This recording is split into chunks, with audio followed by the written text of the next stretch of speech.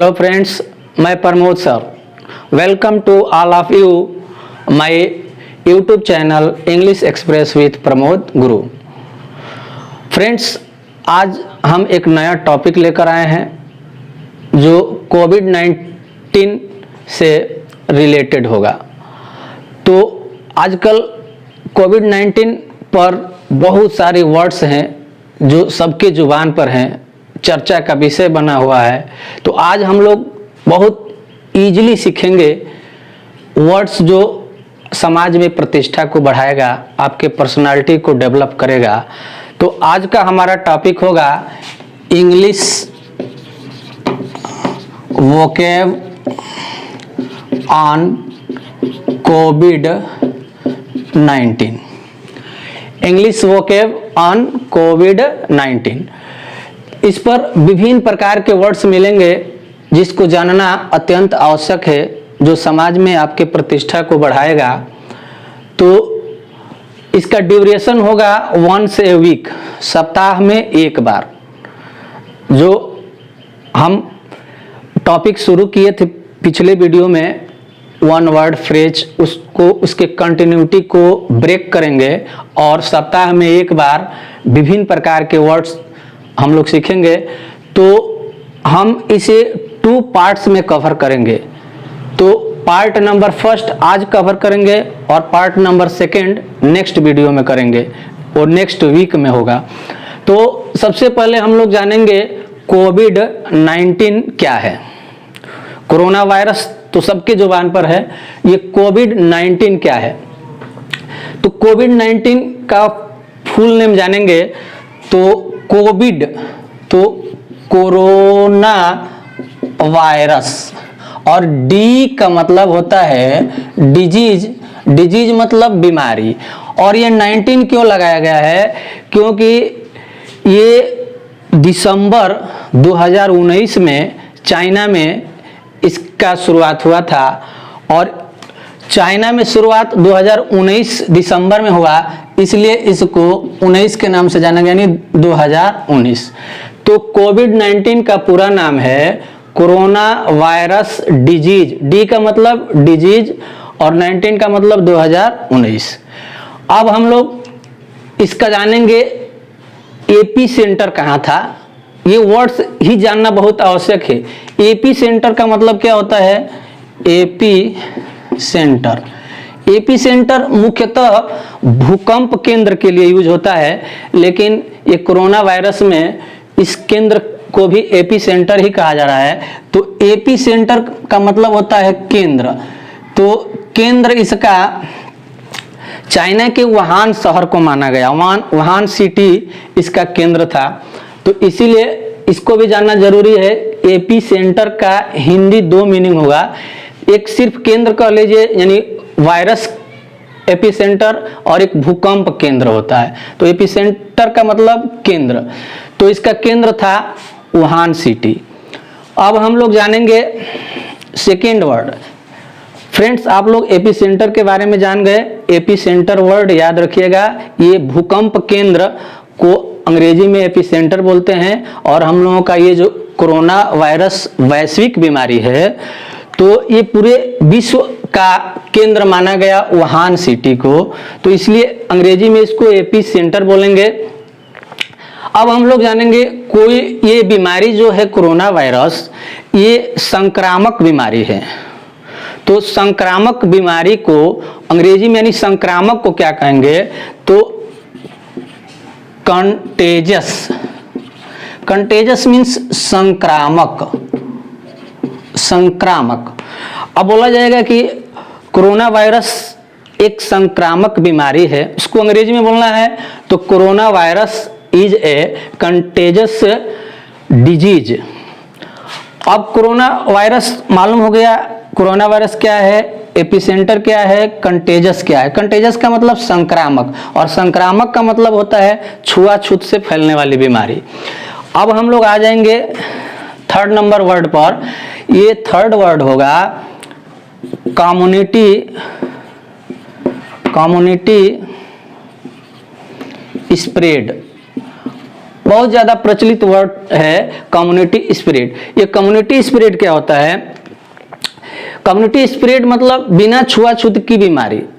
जैसे corona virus में कुछ ऐसे भी लक्षण पाए गए हैं कि कोई व्यक्ति किसी व्यक्ति के टच में नहीं है, कोई व्यक्ति किसी यात्रा पर नहीं है, फिर भी उसको कोरोना वायरस हो गया है। तो इस प्रकार की बीमारी की फैलाव को कम्युनिटी स्प्रेड बोलते हैं, जिसको हिंदी में सामुदायिक प्रसार बोलते हैं, सामुदायिक प्रसार। अब हम चलेंगे, कोई भी बीमारी होती है तो उसके कुछ लक्षण होते हैं, तभी उसका इलाज संभव होता है। तो लक्षण को अंग्रेजी में सिम्पटम बोलते हैं, सिम्पटम्स। ये याद रखिएगा, कोई भी बीमारी हो तो सबसे पहले उसके सिम्पटम्स को जाना जाता है। सिम्पटम्स मतलब लक्षण। तो ये लक्षण है। इस बीमारी में लक्षण कौन कौन से हैं? तो ये आप लोगों को मालूम होगा, इस बीमारी में लक्षण फीवर, नहीं बुखार, बुखार को अंग्रेजी में फीवर। कफ लक्षण है इस बीमारी का। फैटिग, ये याद रखना है वर्ड्स, फैटिग। तो फैटिग का मतलब होता है थकान, फैटिग मतलब थकान। तो इस बीमारी में थकान लक्षण है। अब देखिए,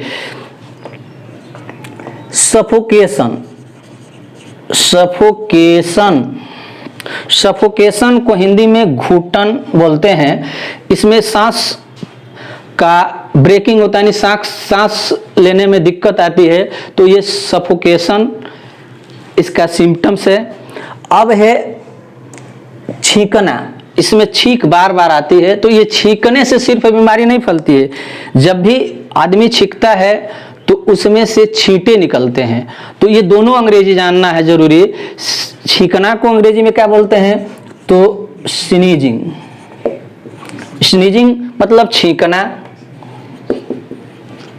और जैसे ही छींका जाता है तो उसके छींटे निकलते हैं, तो उसको अंग्रेजी में ड्रॉपलेट्स बोलते हैं, ड्रॉपलेट्स। ये जानना बहुत ज्यादा जरूरी है। ड्रॉपलेट्स, ड्रॉपलेट्स मतलब छींटे।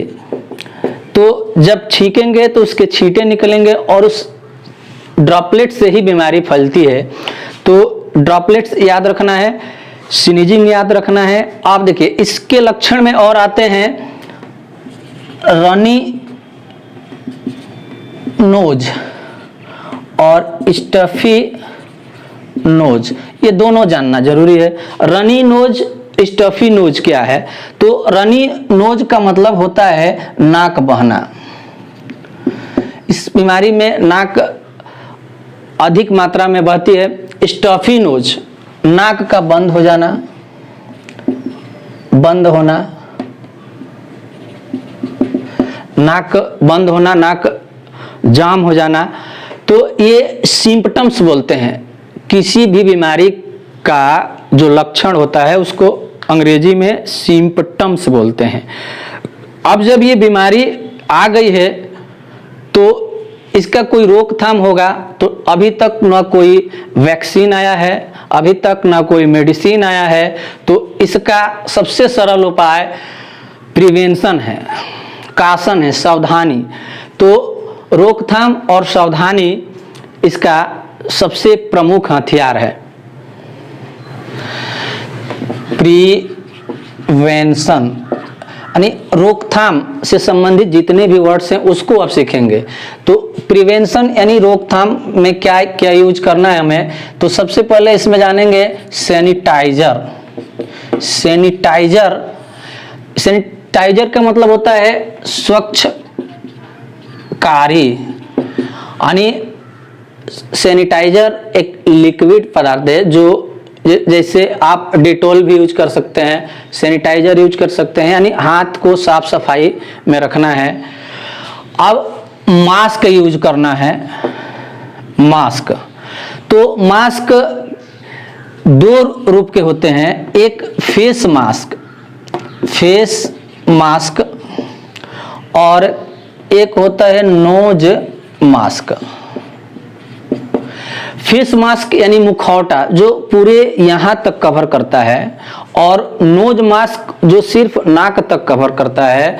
तो फेस मास्क को मुखौटा बोलेंगे और नोज मास्क यानी नकाब बोलेंगे। दोनों एक ही साथ यूज होते हैं, या फेस मास्क कर लीजिए, नोज मास्क कर लीजिए।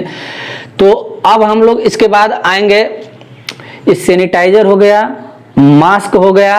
अब हम जानेंगे इसमें सोशल डिस्टेंसिंग।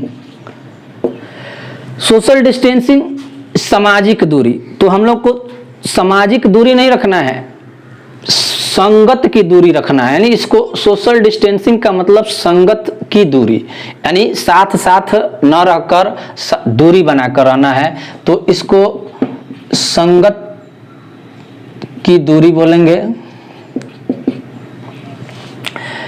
या इसको फिजिकल डिस्टेंसिंग। फिजिकल डिस्टेंसिंग, शरीर से शरीर की दूरी यानी शारीरिक दूरी। शारीरिक दूरी, तो शारीरिक दूरी इसमें बनाकर रखना है। तो सोशल डिस्टेंसिंग, फिजिकल डिस्टेंसिंग ये अत्यंत आवश्यक है। अब हम लोग नेक्स्ट वीडियो में सीखेंगे pandemic versus epidemic, isolation versus quarantine, और बहुत सारी वर्ड्स सीखेंगे। तो आप लोग वीडियो को अंत तक देखें।